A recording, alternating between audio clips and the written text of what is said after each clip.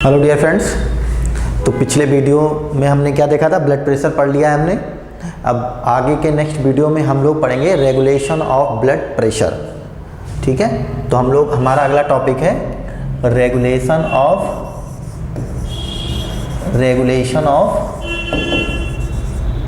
Blood pressure. ठीक है, ये फिगर बना है बोर्ड पे, इसको आप देख रहे हैं। इसमें किसका हार्ट है, ये ब्लड वेसल्स है और ये क्या है, ब्रेन है। तो हम दो तरह के ब्लड प्रेशर के रेगुलेशन को पढ़ते हैं।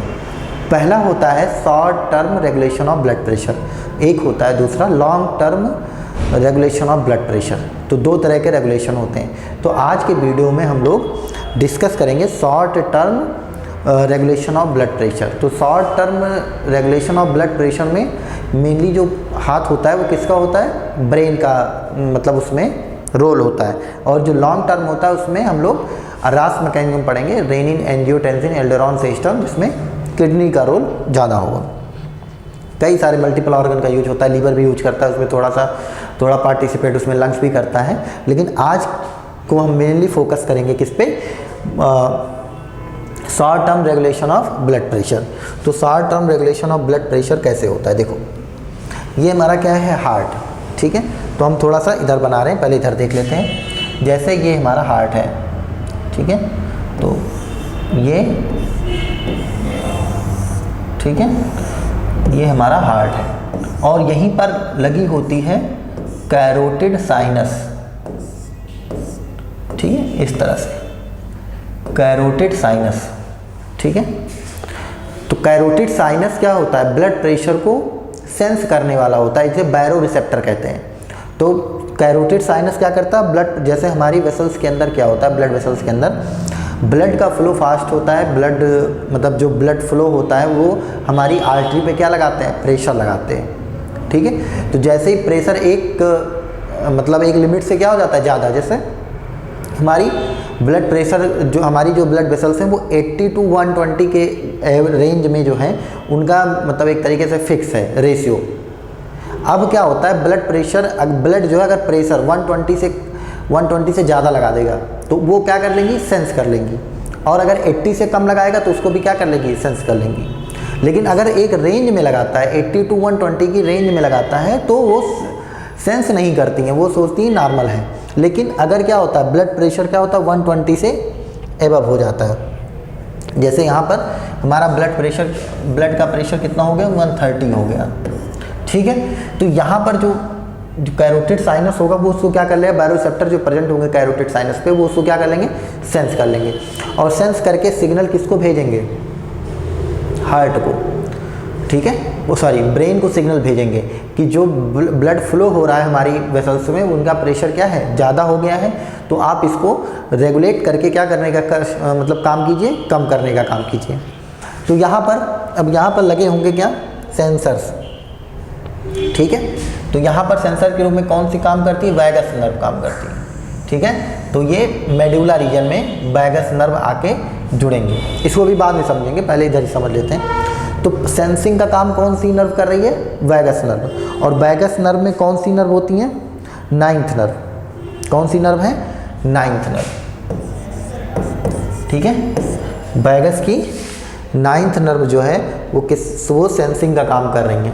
ठीक है, जो कैरोटिड साइनस में ब्लड का प्रेशर बढ़ा है उसको सेंस करने का काम कौन करेगी, नाइन्थ नर्व ऑफ वैगस। ठीक है, उसके बाद क्या होता है, उसके बाद यहाँ पर एक न्यूक्लियस होता है, ब्रेन के पास क्या होता है, एक न्यूक्लियस होता है। ठीक है, एक काम करते हैं, व्हाइट बोर्ड पे बता देते हैं।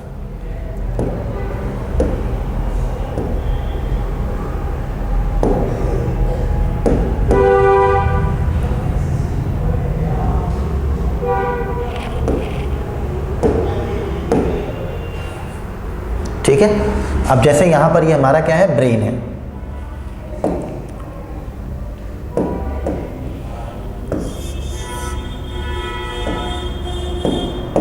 ठीक है, ये मान लीजिए हमारा क्या है, ब्रेन का हिस्सा है। फिगर थोड़ा हमारा कम सही है तो उसको आप समझ लीजिएगा। ठीक है, अब ये है, और उसके बाद हमारा क्या है, हार्ट है। ये मान लीजिए हार्ट है। ठीक है, और ये हमारा क्या है, कैरोटिड साइनस। अब क्या होता है कि जो मेडुला रीजन होता है वो उसे हम क्या कहते हैं, कार्डियो रेगुलेटरी सेंटर कहते हैं।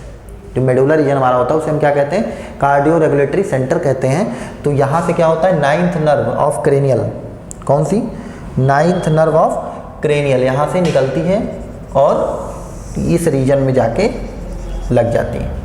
ठीक है, नाइन्थ नर्व कहाँ से निकलेगी, वैगस की, ठीक है, कैरोटिड साइनस से आके ब्रेन में, ब्रेन के मेडुला रीजन पे। और यहाँ पर एक न्यूक्लियस होता है, यहाँ पर एक न्यूक्लियस प्रेजेंट होता है और इस न्यूक्लियस का नाम क्या होता है, टैक्टस सोलिटेरियस। इसका नाम क्या है, टैक्टस सोलिटेरियस, ये न्यूक्लियस। तो इस न्यूक्लियस को ये क्या करता है, ट्रिगर करता है। जो ये हमारी नर्व है नाइन्थ ग्लासोफेरेंजियल, सॉरी जो वैगस नर्व है वो क्या करती है, इस न्यूक्लियस को ट्रिगर करती है कि ब्लड, मतलब एक तरह से इंफॉर्मेशन देने का काम करती है कि हमारा जो हमारे ब्लड वेसल्स में क्या बह रहा है, ब्लड बह रहा है, उसका प्रेशर क्या है, एक लिमिट रेंज से क्या है, ज़्यादा है। तो उसके बाद क्या होता है, अब उसके आगे क्या होगा, बैरोसेप्टर की तरह काम करेगा और जो वेसल्स होंगी, ब्लड एओर्टा, जो हमारी क्या होगी, एओर्टा, ये क्या है, मान लो हमारी एओर्टा है। तो एओर्टा में भी क्या प्रेजेंट होते हैं, बैरो रिसेप्टर।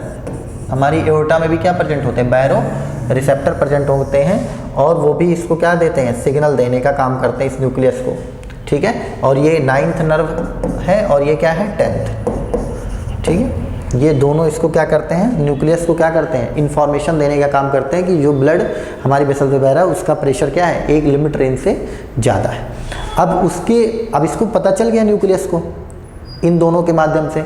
तो ये जो सेंस करने वाली वेसल्स होती हैं उनको क्या कहते हैं, बैरोरिसेप्टर कहते हैं। अब इनको तो पता चल गया, न्यूक्लियस ब्रेन को सिग्नल पहुंच गया कि हमारे अंदर जो ब्लड बह रहा है वो उसका प्रेशर एक लिमिट रेंज से ज़्यादा है। अब उसके बाद ये क्या करता है, ठीक है, तो ठीक है, अब यहाँ पर ये क्या करेगा,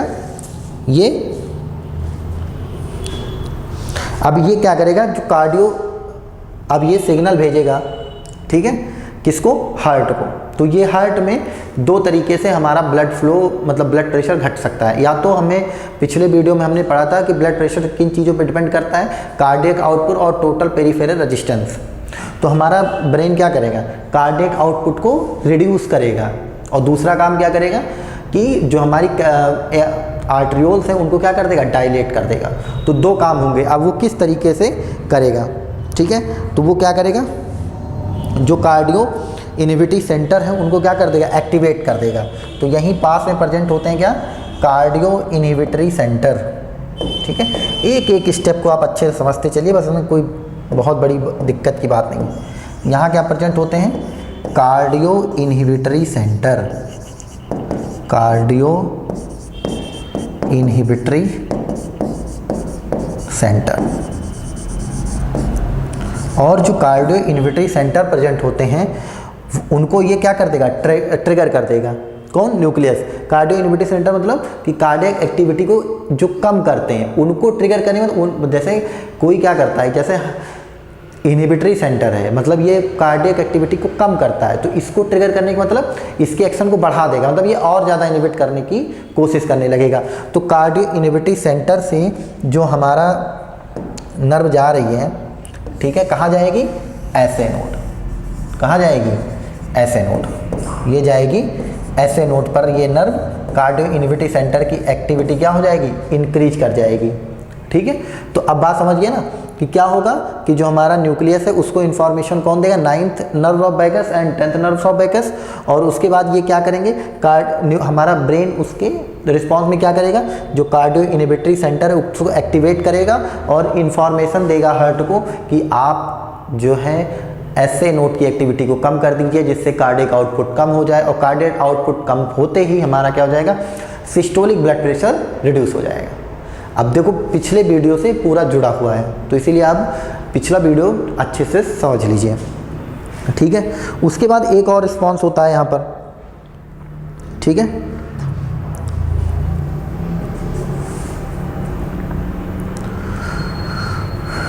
उसके बाद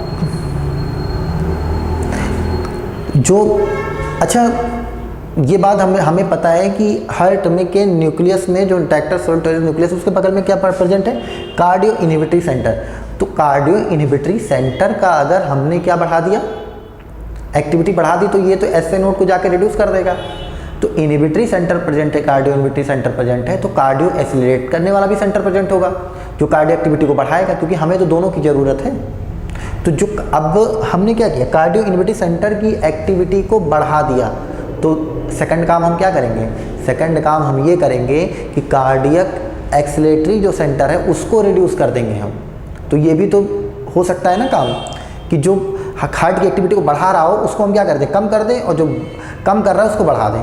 ठीक है, तो ये यही काम। अब एक काम तो हो गया कि हमने क्या, कार्डियो इनहिबिटरी सेंटर की एक्टिविटी को बढ़ा दिया, जिससे एसए नोड को इसने क्या किया, सप्रेस कर दिया कि एसए नोड अब तुम कम एक्शन पोटेंशियल जनरेट करो, ज़्यादा हो रहा है। तो अब हम क्या करेंगे, अब हम दूसरा सेंटर देखेंगे। कौन सा सेंटर हमारा, मान लो कहीं भी है, यहीं पर प्रेजेंट है हमारा कौन सा सेंटर, कार्डियो एक्सीलरेटर सेंटर, मान लो यहीं पर प्रेजेंट है। अभी फिगर हम देखेंगे इमेजेस तो उसमें क्लियर हो जाएगा। मान लो ये प्रेजेंट हमारा कार्डियो एक्सीलरेटर सेंटर, ठीक है। अब हमें इसको क्या करना है, इनहिबिट करना है, ठीक है। तो एक्सेलरेट करने के साइन को हम पॉजिटिव से शो कर दे रहे हैं और इनहिबिट करने वाले सेंटर को हम नेगेटिव से शो कर रहे हैं। तो इसका मतलब ये जो कार्डियो एक्सीलरेटर सेंटर है, ये इसकी एक्टिविटी को हमें क्या कर देना है, सप्रेस कर देना है।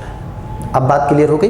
तो इसकी अब ये डायरेक्ट नहीं जाता है, ये पहले कहाँ जाता है, स्पाइनल कार्ड में जाता है, और स्पाइनल कार्ड से ये आगे की तरफ बढ़ता है, ठीक है। तो इसकी हम दिखा दे रहे हैं इसको, ये कुछ इस तरह से, मान लो ये हमारी क्या है, स्पाइनल कार्ड है, ठीक है, समझ जाना, फिगर हमारा सही नहीं है।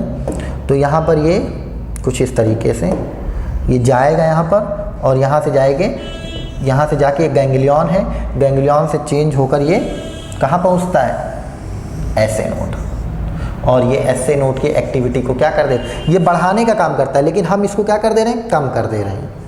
अब देखो बात एकदम, कॉन्सेप्ट एकदम क्लियर है कि जो कार्डियक आउटपुट को बढ़ा रहे थे उनको हम क्या करेंगे, सप्रेस करेंगे, तुम अपना काम कम करो जल्दी जल्दी।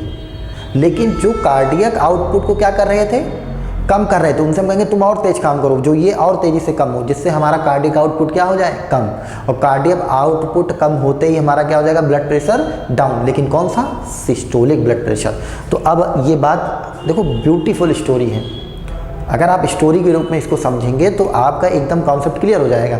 लेकिन अगर आप इसको एकदम बर्डन की तरह लेंगे कि क्या पढ़ें, कितना सब तो लिखा हुआ है, कहाँ तक पढ़ें, इतनी मोटी किताब है, साला पढ़ने बैठो तो पहले तो नींद आती है सर के ऊपर रख के। तो इस तरह अगर करेंगे तो आप धीरे धीरे पीछे होते चले जाएंगे।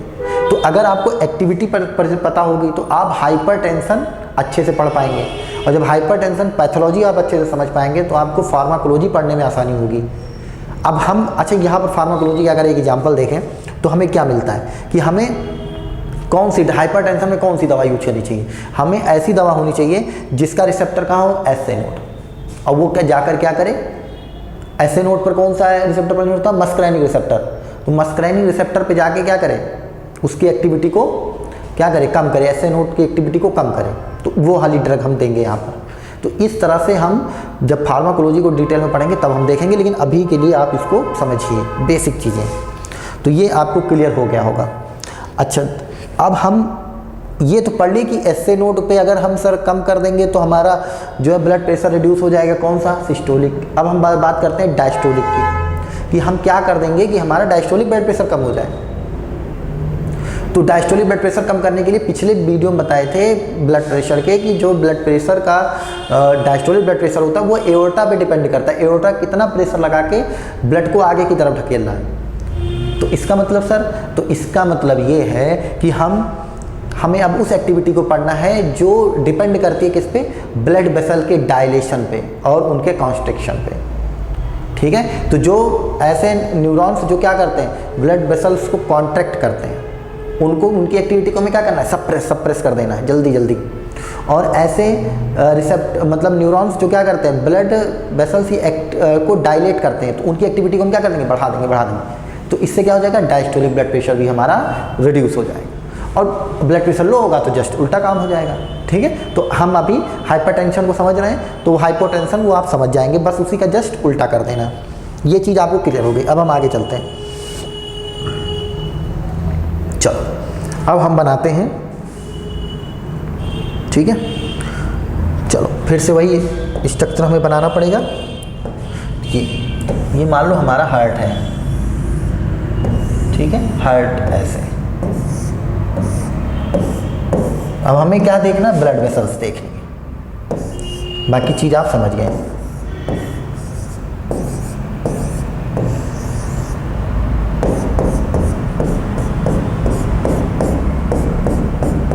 ठीक है, ये चीज़ें। अब ये क्या है, ब्लड वेसल्स, तो आर्ट्रियोल्स है। अब हमें क्या करना है, ऐसा न्यूरॉन्स पढ़ना है, ऐसी चीज़ें पढ़नी हैं जो किसमें रिस्पॉन्सिबल हों, जो हमारा ये है आर्ट्रियोलो डायलेशन और आर्ट्रियो कॉन्ट्रैक्शन में। अच्छा, इसमें वीनो डायलेशन और वीनो कॉन्ट्रैक्शन का भी बहुत बड़ा रोल होता है। कल पीछे बताए थे हम कि अगर क्या होता है हमारा, पिछले वीडियो में हम क्या बताए थे, ये मान लो आगे, चलो एक ही हम एग्जांपल ले लेते हैं। ये कैपिलरीज बीच में है, ये मान लो तुम्हारी कैपिलरीज है और ये वेन्स हैं और ये आपका, ठीक है,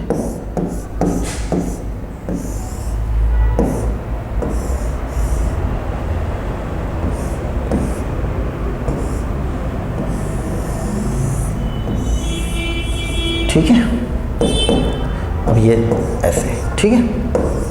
अब ये क्या होगा, अगर हम क्या करें, वेन्स को कॉन्ट्रैक्ट कर दें तो एट्रिया में क्या होगा, ज़्यादा ब्लड पहुंच जाएगा और ब्लड वॉल्यूम बढ़ जाएगा तो क्या करेगा, ब्लड प्रेशर बढ़ जाएगा, सॉरी घट जाएगा।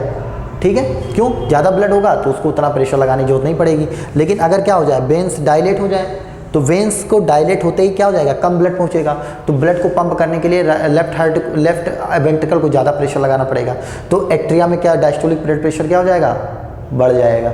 यानी कि वीनो डायलेशन होने से क्या होगा, एक डायस्टोलिक ब्लड प्रेशर हमारा बढ़ जाएगा और वीनो कॉन्स्ट्रिक्शन होने से डायस्टोलिक ब्लड प्रेशर क्या हो जाएगा, घट जाएगा। ये बात आप याद रखिएगा, पिछला वीडियो देखेंगे क्लियर हो जाएगा। हो सकता है हमसे बोलने में कुछ मिस्टेक हो रही हो तो वो आप पिछला वीडियो देख लीजिएगा।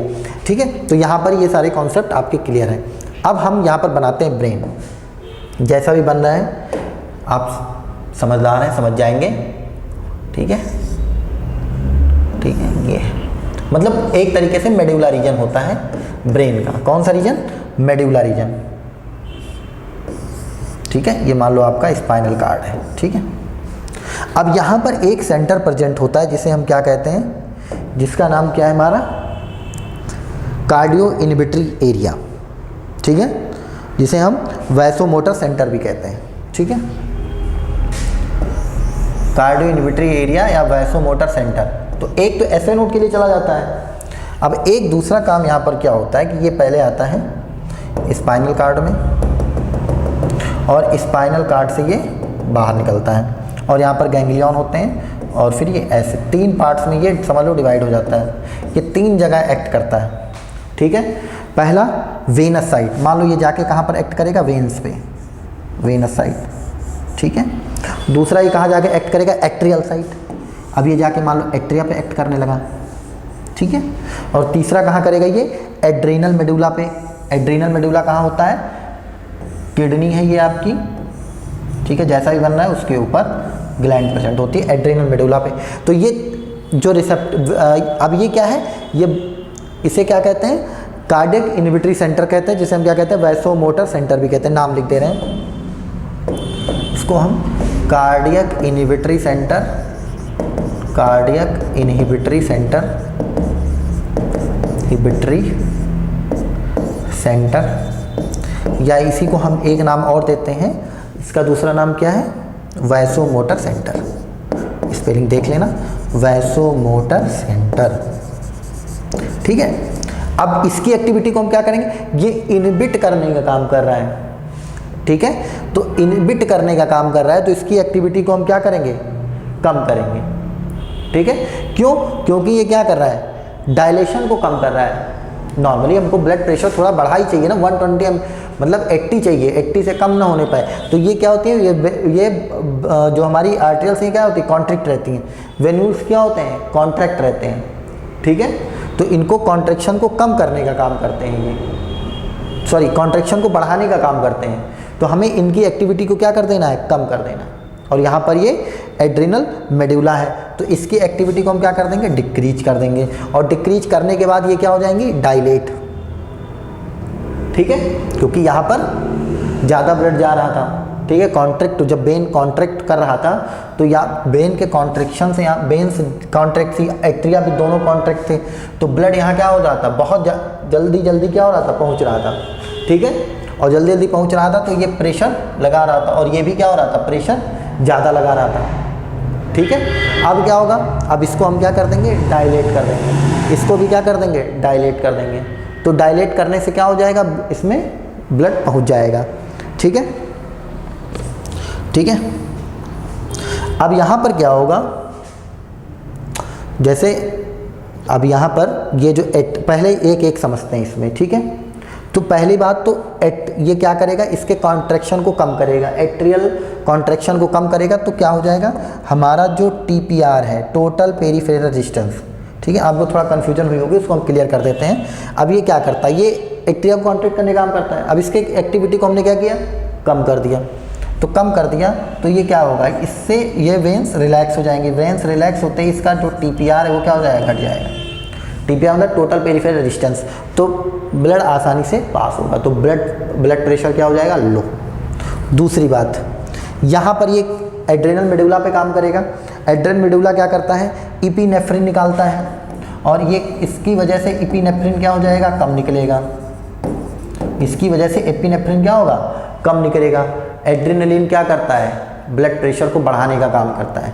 इमरजेंसी कंडीशन में FFF हार्मोन कहते हैं, फाइट, फ्लाइट एंड फ्राइट, तो एपिनेफ्रिन क्या हो जाएगा, कम हो जाएगा, ठीक है। तो इस तरीके से जैसे दो एक्टिविटी होती है, एक सिंपैथेटिक होती है और एक नॉन सिंपैथेटिक होती है, ठीक है। तो यहाँ पर क्या होता है, जब ब्लड प्रेशर बढ़ता है, हमारा ब्लड प्रेशर जब क्या हो जाता है, बढ़ जाता है, तो हम क्या करते हैं, पैरासिम्पैथेटिक एक्टिविटी को क्या कर देते हैं, बढ़ा देते हैं, ठीक है। और सिंपैथेटिक एक्टिविटी को हम क्या कर देते हैं, कम कर देते हैं। तो ये जो है हमारी, ये सब सिंपैथेटिक एक्टिविटी में आती हैं। तो सिंपैथेटिक एक्टिविटी को हमें क्या करना है, कम करना है। सिंपैथेटिक नर्वस, तो इसकी एक्टिविटी को हम क्या करना है, कम करना है। और जो पैरासिम्पैथेटिक है उनको हम क्या करना है, बढ़ाना है। मतलब जो बॉडी को रिलैक्स करने का काम करती हैं उनकी एक्टिविटी को हमें बढ़ा देना है, और जो बॉडी को एक्टिवेट करने की काम करती हैं उनकी एक्टिविटी को घटा देना है। अब बात आपके ज़्यादा समझ में आ गई होगी।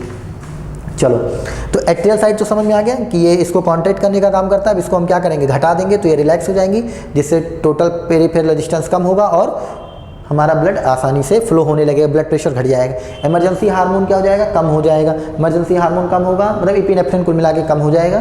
तो इससे क्या होगा, इससे हमारे बॉडी में क्या होगा, जो एक्टिविटी है वो कम हो जाएगी, जिससे ब्लड प्रेशर लो हो जाएगा। अब यहाँ पर क्या है, वीनस साइट, वीनस साइट पे क्या होगा, वेनस रिटर्न घट जाएगा, ठीक है। जो वेनस रिटर्न है वो क्या हो जाएगा, घट जाएगा। भाई इसको तुम डायलेट कर दोगे तो ब्लड इसमें जाना कम हो जाएगा, तो जो ज़्यादा ब्लड जा रहा था वो ब्लड क्या हो जाएगा, कम हो जाएगा, ठीक है। और ब्लड कम हो जाएगा, वेनस रिटर्न घटेगा, तो यहाँ पर क्या हो जाएगा, हमारी जो एओर्टा ज़्यादा प्रेशर लगा रही थी वो प्रेशर कम हो जाएगा, ठीक है। तो इन सब चीज़ों को आप अच्छे से समझ लेना, ठीक है। चलो, तो आपको ये समझ में आ गया होगा कि किस तरीके से ब्लड, अब इसी का उल्टा हमें क्या करना है, उसमें करना है। अच्छा, एक चीज़ और यहाँ पर देख लेते हैं।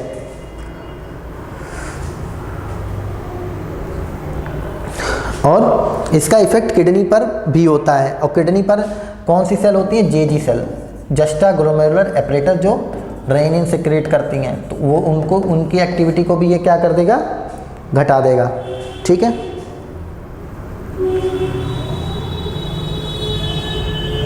ठीक है, चलो अब इसमें एक छोटा सा टॉपिक हमारा बचा है, ठीक है। चलो इमेज देख लेते हैं, अब धीरे धीरे इमेज देख लेते हैं। यहाँ पर हम लोग देख लेते हैं, ठीक है। जो यहाँ पर देखो, ये हमारा क्या है, कार्डियक रेगुलेटरी सेंटर है।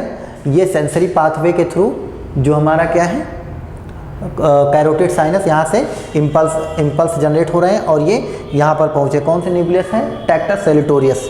अब यहाँ से देखो, अब यहाँ से देखो, ये स्पाइनल कार्ड में आया, स्पाइनल कार्ड के थ्रू ये मोटर पाथवे में कन्वर्ट होकर कहाँ गया है, हार्ट पे गया है, ठीक है, एसए नोड, ठीक है। तो ये चीज़ आपको समझ में आ गई होगी, ठीक है। उसके बाद ये वाला देखिए, अब यहाँ पर क्या लिखा है, कार्डियो रेगुलेटरी सेंटर इन मेडुला ऑब्लांगेटा, ये तो आपको पता ही है। अब यहाँ पर देखो, baroreceptors in one of internal carotid artery, यहाँ पर ये क्या लगा है, जो वो करता है, सेंस करता है, ठीक है। तो 9th एंड 10th, ठीक है, 10th nerve of Bacchus and 9th nerve of Bacchus, carotid sinus, ठीक है। तो ये आपको हमने बता दिया है, ठीक है। जो एओर्टा पे होती है वो 10th होती है और जो कैरोटिड साइनस पे होती है वो 9th नर्व ऑफ बैकस होती है। उसके बाद क्या होता है, अब ये इन्फॉर्मेशन पहुंच गई ब्रेन के पास कि भैया ब्लड प्रेशर बढ़ गया है। तो अब वो क्या करता है, वो देखो यहाँ से देखो, हमने क्या करता है, पैरासिम्पैथेटिक एक्टिविटी बढ़ानी है, सिंपैथेटिक एक्टिविटी घटानी है। तो यहाँ पर देखो, पैरासिम्पैथेटिक नर्व फाइबर के थ्रू ये क्या कर देगा, या एसए नोड पे अटैक करेगा और कहेगा भैया घटा दो अपनी एक्टिविटी, पैरासिम्पैथेटिक तुम अपनी एक्टिविटी बढ़ाओ और एसए नोड आप अपनी एक्टिविटी कम करो, इम्पल्स कम जनरेट करो, ब्लड प्रेशर कम हो जाए। दूसरी बात, सिंपैथेटिक एक्टिविटी हमने तुमसे क्या कहा था, सिंपैथेटिक एक्टिविटी को हमें बढ़ा देना है। तो सिंपैथेटिक एक्टिविटी क्या हो जाएगी, बढ़ जाएगी। यहाँ पर देखो, ये एड्रीनल मेडुला में जाएगा, सर्कुलेशन बढ़ जाएगा। सिंपैथेटिक नर्व फाइबर कहाँ काम करेंगे, ब्लड वेसल्स पे काम करेंगे, और ब्लड वेसल्स पे काम करने पे उनकी एक्टिविटी को क्या करना है, सिंपैथेटिक एक्टिविटी को घटाना है। तो जो कॉन्स्ट्रिक्शन था वो क्या हो जाएगा, डायलेशन हो जाएगा। ये बात आपको बिल्कुल समझ में आ गई है, ठीक है। तो हमने जो पढ़ा है उन सबको इमेजेस के रूप में हम लोग देख रहे हैं। ये एक फिगर है, आपको साफ दिख रहा हो, देखो वैगस नर्व। अब इसमें थोड़ा सा सर्वाइकल थोरेसिस कहाँ से निकल रहे हैं ये आप देख लीजिएगा, ठीक है। तो अब इन सब चीज़ों से हमारा क्या क्लियर होता है कि ब्लड प्रेशर का रेगुलेशन जो होता है वो इस तरीके से होता है, ठीक है। और यहाँ पर भी एक फिगर और है, ये हमारा मेडुला ऑब्लांगेटा है, कहानी वही लिखी है, स्पाइनल कार्ड प्रीवर्टिब्रल गैंग्लिया से वो नर्व्स निकल के, या देखो पैरासिम्पैथेटिक एंड सिंपैथेटिक एक्टिविटी होती है, ठीक है। तो अब हमें एक छोटा सा टॉपिक और बचा है जिसे हम लोग क्या कहते हैं, ऑर्थोस्टैटिक हाइपोटेंशन, ठीक है। बहुत इंपॉर्टेंट नहीं है, बस कहानी है, इसको हमें समझ लेना है। क्या है कहानी, हाइपोस्टैटिक, हाइपोस्टैटिक, ये तो लिखा है, नहीं आर्थोस्टैटिक है, सॉरी।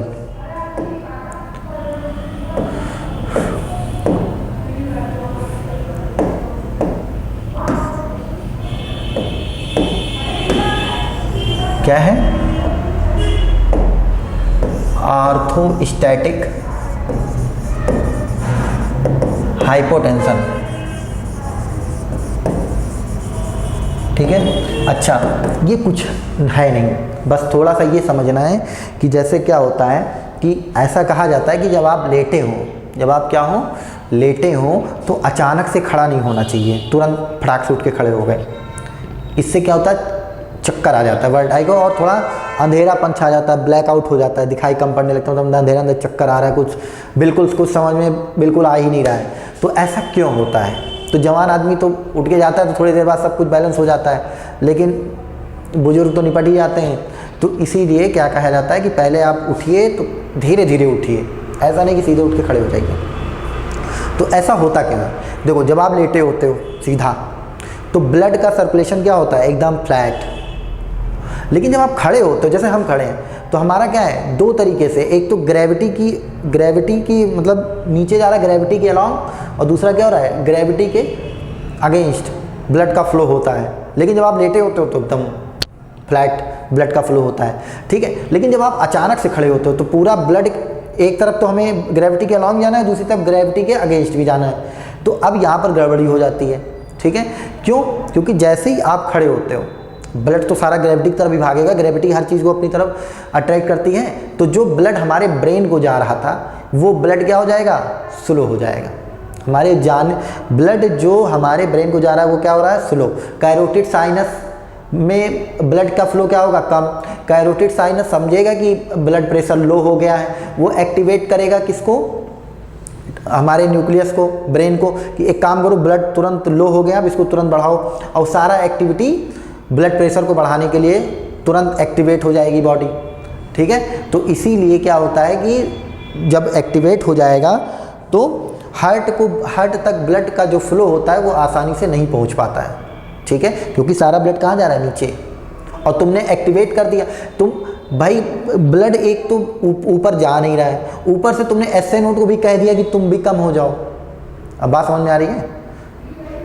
एसए नोड को कम नहीं, एसए नोड को कहा कि और तेज हो जाओ तुम, और हार्ट में ब्लड पहुंच नहीं रहा है और एसए नोड धड़के जा रहा है, एकदम इम्पल्स भेजे जा रहा है, तो इससे क्या होता है, दिक्कत होती है, ठीक है, चक्कर आने लगते हैं, क्योंकि ब्रेन को ब्लड नहीं पहुंच पा रहा है और हार्ट भी पूरा एकदम तेजी से काम कर रहा है, ठीक है। तो मेनली होता क्या है, मेनली पहला कैरोटिड साइनस को ब्लड नहीं पहुंच पाता, ठीक है। तो कैरोटिड साइनस को जब ब्लड नहीं पहुंचता, ब्लड प्रेशर क्या, उसको लगता है कि ब्लड प्रेशर क्या हो जाएगा, कम हो गया है, तो वो तुरंत सेंसर को एक्टिवेट करता है कि आप अपनी एक्टिविटी बढ़ा दीजिए। एसए नोड से कहता है कि आप भी अपनी एक्टिविटी बढ़ा दीजिए, ब्लड प्रेशर लो हो गया है। और हार्ट को ब्लड भी नहीं पहुंच पाता आसानी से, क्योंकि ब्लड तो नीचे की तरफ जा रहा है, तुरंत अचानक से आप खड़े हो गए, फ्लैट था, फ्लैट से सीधा नीचे जा रहा है, तो हार्ट को भी ब्लड नहीं पहुंच पा रहा है। तो इससे जो कॉम्प्लिकेशन सारा डेवलप होता है, तो आपको क्या आने लगते हैं, चक्कर आते हैं, और क्या होता है, थोड़ा ब्लैकआउट हो जाता है, ठीक है। तो वेनस कॉन्स्ट्रिक्शन हो जाता है, जिससे हार्ट का फ्लो मेंटेन नहीं हो पाता है, और इसी वजह से हमारा क्या होता है, ठीक, पेशेंट का क्या हो जाता है, ब्लड वॉल्यूम कम हो जाता है और वर्टिगो और अनकॉन्शियसनेस की कंडीशन आ जाती है, ठीक है। जैसे कुल मिला के काम यह है कि ब्लड वॉल्यूम क्या हो गया, कम हो गया है, हार्ट को ब्लड ही नहीं पहुंच पा रहा है, तो सारा काम गड़बड़ हो गया, ब्लड वॉल्यूम घट गया, आपको चक्कर आने लगा, ब्रेन तक ब्लड पहुंच नहीं पा रहा है, ठीक है। तो इन सब चीज़ों से आप अच्छे से समझ लीजिए। और इसी कंडीशन को हम क्या कहते हैं, आर्थोस्टैटिक हाइपोटेंशन कहते हैं। मतलब लेटे रहो तो थोड़ा धीरे धीरे आराम से उठो, ठीक है। हो सकता है हम थोड़ा अच्छे से ना समझा पाए, लेकिन फिर भी आप समझने की कोशिश करिए, क्योंकि हम पहली बार पढ़ा रहे हैं तो थोड़ा दिक्कत होती रहती है, ठीक है। धीरे धीरे सब चीज़ें इम्प्रूव होंगी, ठीक है। अभी हमने शुरुआत की है, आप लोग अपना सपोर्ट जारी रखिए। Thank you.